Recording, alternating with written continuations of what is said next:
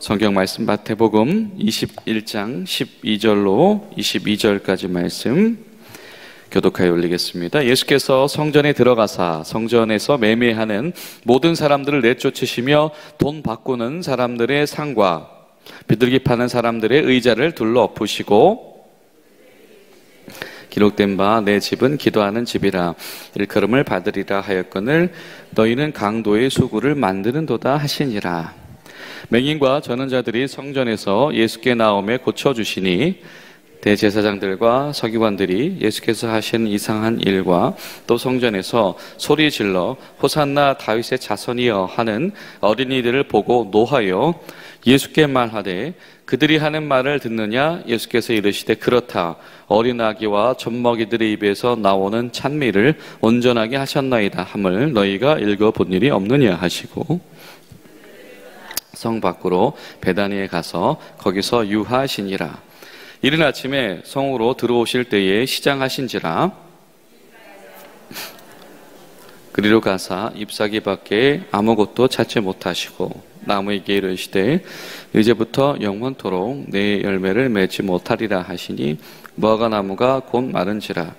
제자들이 보고 이상히 여겨 이르되 무화과 나무가 어찌하여 곧 말랐나이까?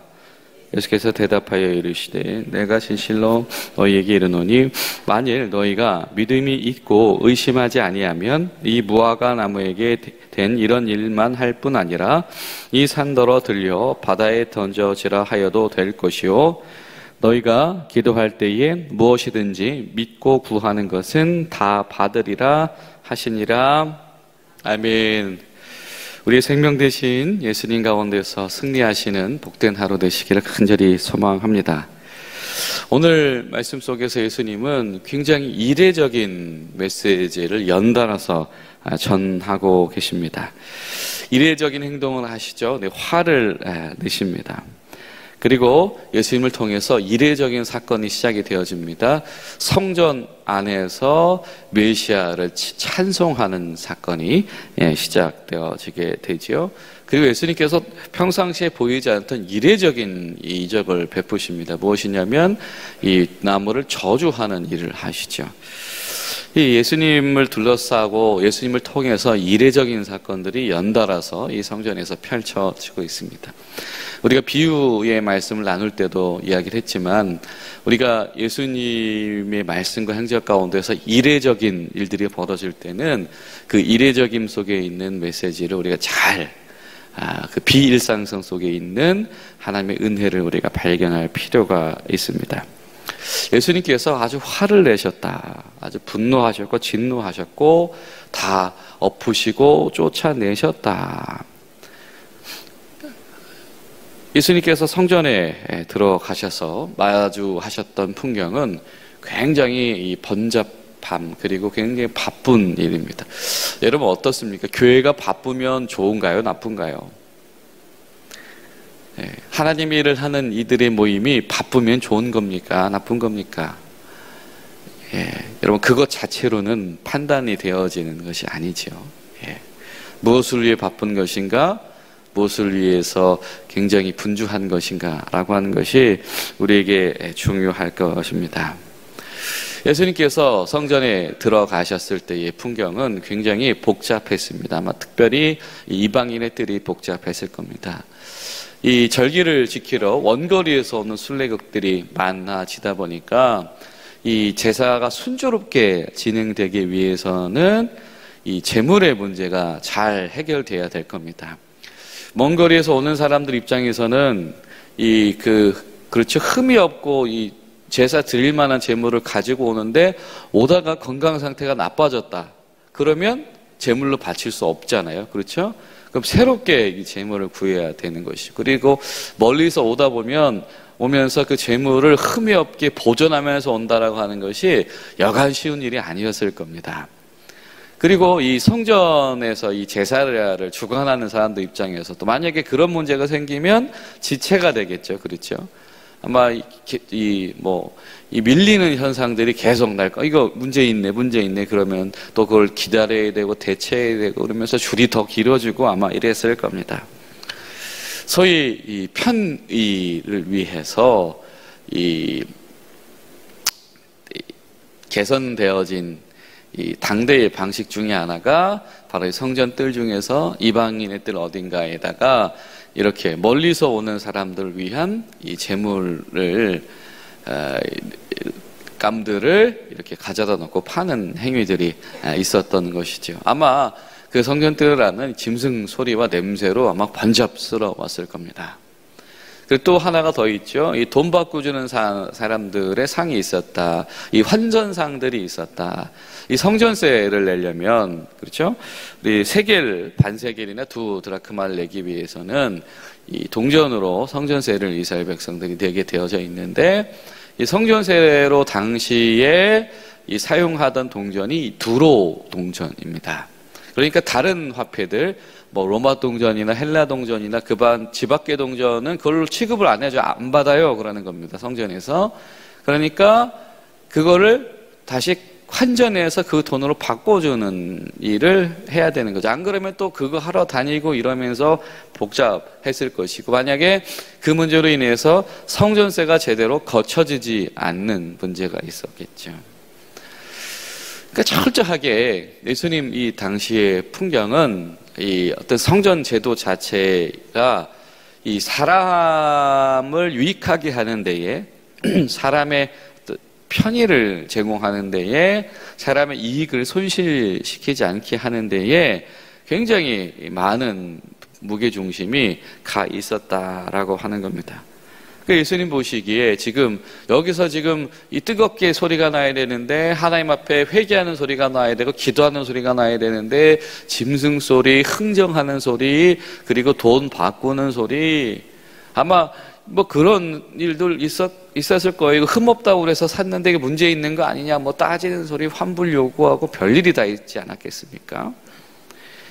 환전하는 것도 마찬가지입니다. 이 환율이 어제랑 다르다, 뭐 이런 일 당연히 있었겠죠. 왜 이자를 많이 떼느냐, 뭐 이런 싸움도 일어났을 겁니다.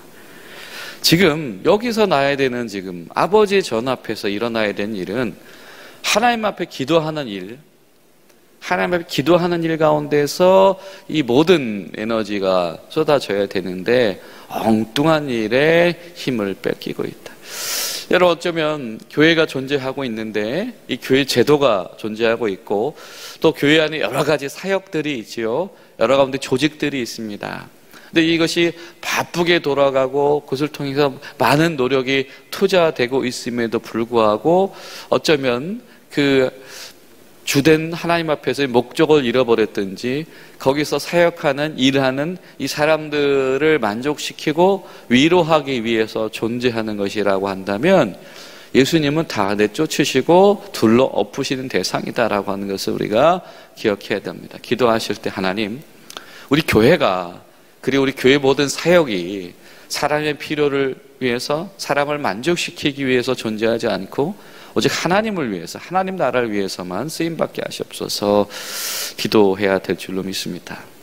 또 1절에도 한번 말씀드렸지만 또 이 이방인의 뜰, 지금 이 가축들과 환전상들이 위치하고 있는 이방인의 뜰은 또 중요한 선교적인 역할도 하던 장소였습니다.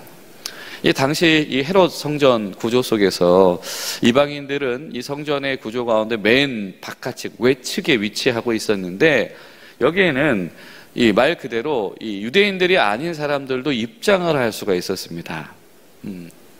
그리고 그들은 그것을 통해서 하나님 앞에 예배하는 자들의 습관을 목격하고 들을 수 있었겠죠.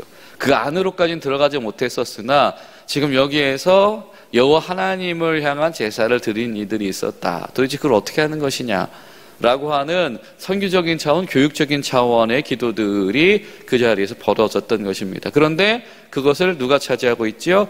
가축들과 환전상들이 차지하고 있기 때문에 그 선교적인 목적 자체가 지금 기능을 못하고 있는 것입니다.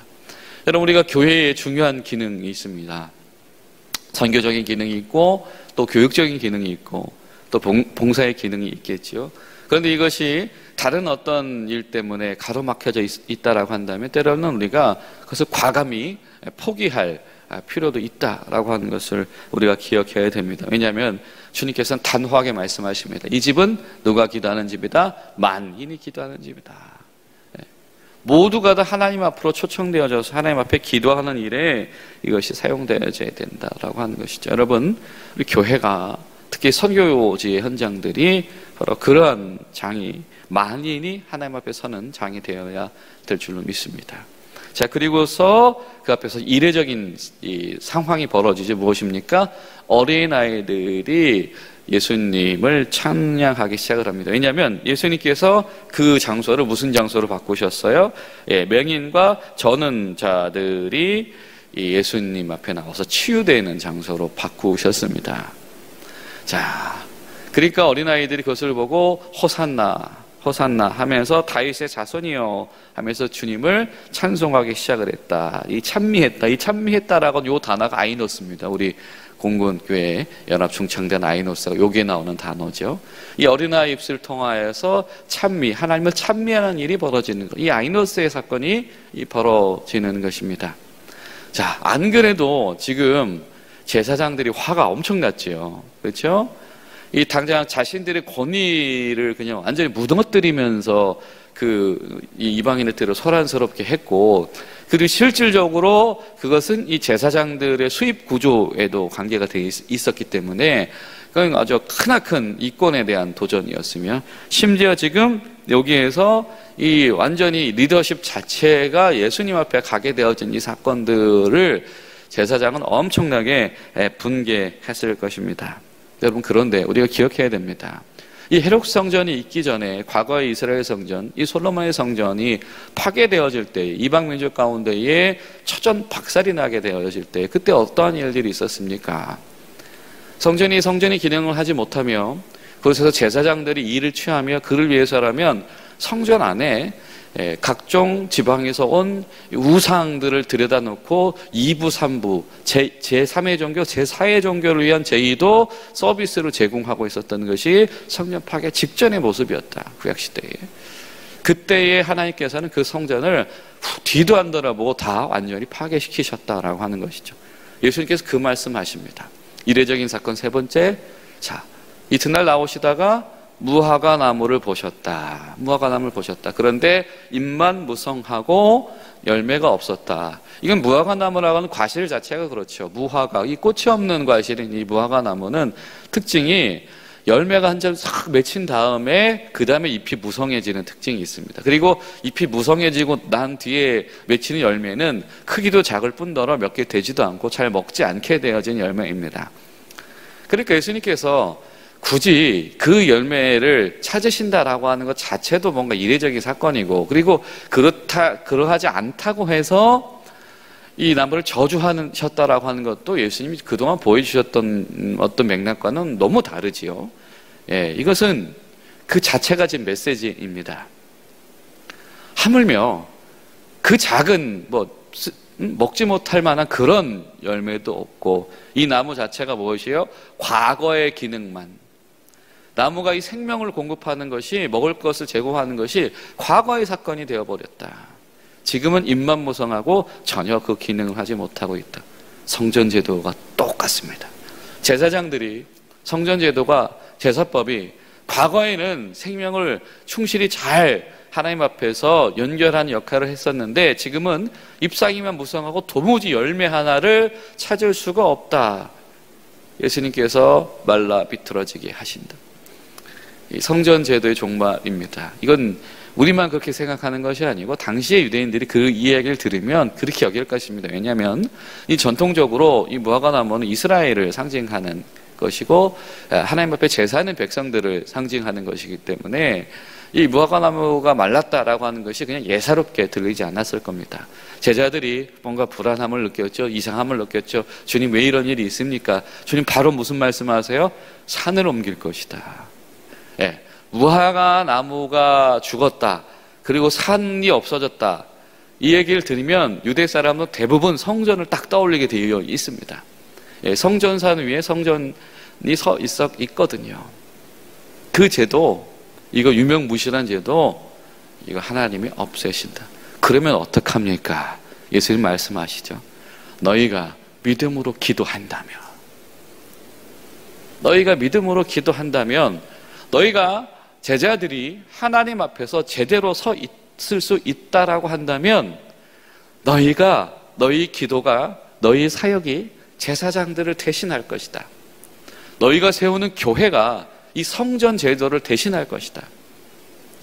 너희가 세우는 너희가 기도하면서 나아가는 그 사역들이 지금 이 성전 제도가 하지 못하는 사람들 살리는 일, 만인들을 살리는 일을 능히 할 수 있게 될 것이다. 예수님께서 바로 제자들에게 이렇게 도전하고 계십니다.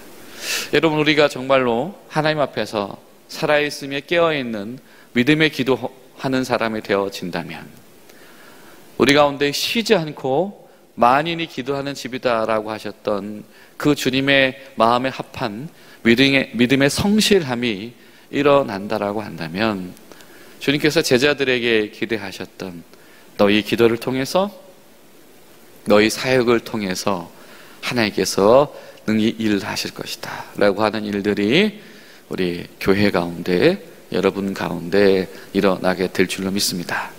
여러분, 그 믿음 가운데서 하나님 앞에 성실하게 서시는 복된 하루 되시기를 예수님의 이름으로 축복합니다. 기도하겠습니다. 살아계신 좋으신 아버지 하나님, 주님 감사합니다. 주님, 제자들 목전에서 이미 죽어져 있고 이미 그 기능이 다 되어 있으며 이미 썩어져 버린 이 성전의 모습과 이 제사장 제도의 종말을 선포하시는, 뒤에 엎으시는 예수님의 열정을 저희들 바라보며 제자들에게 거시는 위대하신 기대, 이 성전산을 제자들의 사역으로 대체하시겠다라고 하는 이 놀라운 비전 앞에 여전히 우리가 서 있음을 기억하며, 하나님, 우리 중앙교회가 주님 앞에서 오직 예수의 이름으로 이렇게 성실하게 쓰임받는 교회요 성도 될 수 있도록 인도하여 주시옵소서. 오늘 하루 우리 성도들의 삶 가운데, 일터 가운데서도 역사하여 주시옵소서. 예수님의 이름으로 기도하옵나이다. 아멘.